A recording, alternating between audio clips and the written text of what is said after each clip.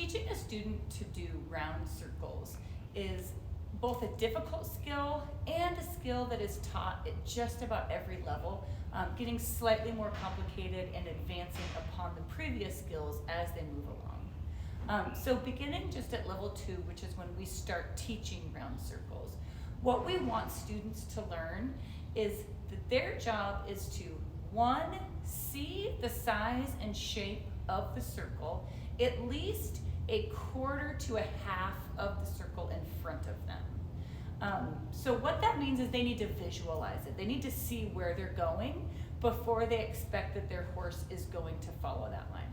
So A, visualizing it, and B, making sure students know that in order to set the course of that circle, they need to have their hands be guiding their horse on it, as well as if the horse drops in too far, they're not steering out with the outside rein, pulling the nose out, but rather applying pressure with the inside rein and leg, so that they're moving their horse out while ideally maintaining that little bit of inside curvature. In our earliest levels, we're not expecting that students are going to be able to set the curvature of the body and maintain it. In our program, that doesn't come until level 3, but at least at level 2, having some idea of what it looks like when their horse has that little bit of inside arc, as well as knowing that if their circle starts to get too small, their goal is to put pressure with inside rein and leg rather than pulling the nose out. And if the circle gets too big and they're wanting to come in a little bit, that's a little easier. That's just kind of steering it in without oversteering. So I'm going to just demonstrate what we want round circles to look like in level 2. Again, I'm not expecting that my student is going to maintain inside arc, but I am expecting that my student's head is looking up and seeing the line that they're riding on. And in the case of the horse going out too far, I'm applying pressure with the outside rein.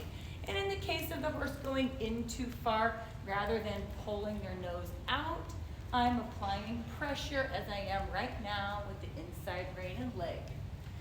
So at level 2, round circles at the walk, but also learning how to make those circles bigger without steering the nose out. Whoa.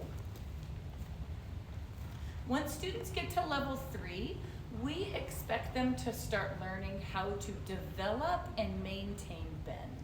So demonstrating that here from a standstill looks like this. 1, I need to know the difference between an open rein and a closed rein. And 2, I need to be able to maintain bend with both an open rein and a closed rein. So here, I'm just gonna zoom in on my hand so you can see what this looks like.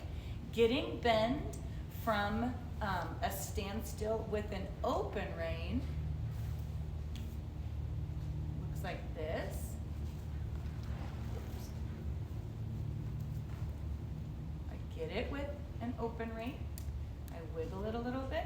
Once I get that bend and I am just trying to maintain it, I will just apply a little bit of pressure on that inside rein if she starts straightening her head, but no pressure at all, just a guarded 0 or a 1 while she maintains that bend.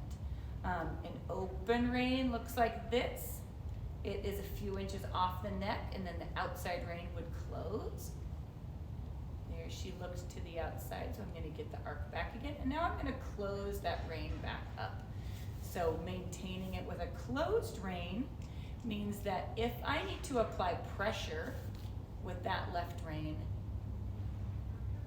I'm bumping that rein back in the direction of my right hip. So now I'm standing still with left bend, and I'm getting ready to walk forward while maintaining that bend. I'm not holding pressure on that inside rein, but if my horse raises their head or straightens their head, my inside rein is just gonna kind of wiggle a little bit on that contact point to ask my horse to look back in the direction of the bend I'm requesting. Just like with level 2, if I am making my circle bigger, we need to know how to push our horse off of that inside rein and leg rather than pulling their nose out.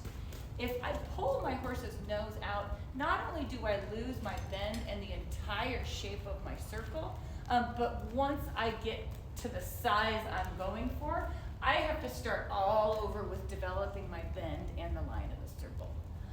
If I get onto a bigger circle by pushing out, as soon as I am on the line of that circle, so now I'm going to push out, so my inside leg is applying pressure, my inside rein is applying pressure.